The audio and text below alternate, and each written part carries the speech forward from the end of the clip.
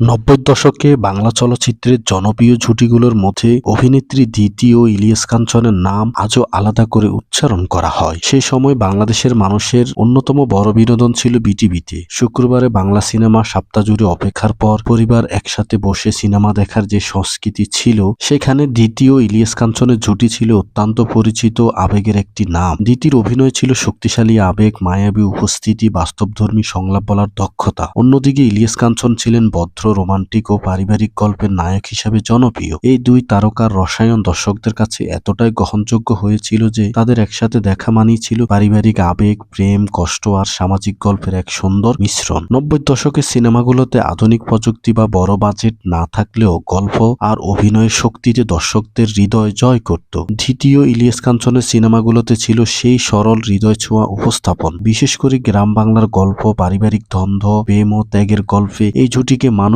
খুব আপন করে নিয়েছিল। শুক্রবার দুপুরে বিটিভিতে সিনেমা প্রচার হতো, আর তখনই গ্রামের চায়ের দোকান থেকে শুরু করে শহরের ড্রয়িং রুম পর্যন্ত দর্শকদের ভিড় জমে যেত। অনেক পরিবারে তখন টিভি ছিল না, তাই পাশের বাসায় গিয়ে একসাথে সিনেমা দেখার সংস্কৃতি ছিল। সেই স্মৃতির বড় অংশ জুড়ে রয়েছে দ্বিতীয় ইলিয়াস কাঞ্চনের অসংখ্য জনপ্রিয় সিনেমা। দিতি ছিলেন একজন জনপ্রিয় অভিনেত্রী, যিনি শুধু গ্ল্যামার নয়, অভিনয় দক্ষতা দিয়ে নিজেকে প্রমাণ করেছিলেন। তার চোখের অভিব্যক্তি, আবেগপূর্ণ অভিনয় দর্শকদের মনে গভীর চাপ ফেলত। আর ইলিয়াস কাঞ্চনের সংযত অভিনয়, মার্জিত ব্যক্তিত্ব, তার পরিবার তাকে পারিবারিক দর্শকদের কাছে খুবই করে তুলেছিল। ফলে এই জুটির সিনেমাগুলোতে দর্শকরা নিজেদের জীবনের প্রতিচ্ছবি খুঁজে পেতেন। তাদের সময়ের সিনেমা মানেই শুধু বিনোদন ছিল না, ছিল পরিবারের মূল্যবোধ, সামাজিক বার্তার একটি বড় মাধ্যম। আজকের ডিজিটাল যুগে অসংখ্য চ্যানেল ও ওটিটি প্ল্যাটফর্ম থাকলেও নব্বই দশকে সেই বিটিভি নির্ভর সিনেমা দেখার আবেগ অনেকেই এখন ভুলতে পারেননি। দিতি আজ আর আমাদের মাঝে নেই, কিন্তু তার অভিনয়, ইলিয়াস কাঞ্চনের সাথে গড়ে ওঠা সেই অসাধারণ রসায়ন এখনো বাংলা চলচ্চিত্র প্রেমীদের মনে বেঁচে আছে। পুরোনো দিনের দর্শকরা এখনো ইউটিউব বা টিভিতে তাদের সিনেমা দেখলে সেই সোনালী সময়ের স্মৃতিতে ফিরে যান। নব্বই দশকে বাংলা চলচ্চিত্রের ইতিহাসে দ্বিতীয় ইলিয়াস কাঞ্চনের জুটি তাই এক চিরসবুজ নাম হয়ে থাকবে।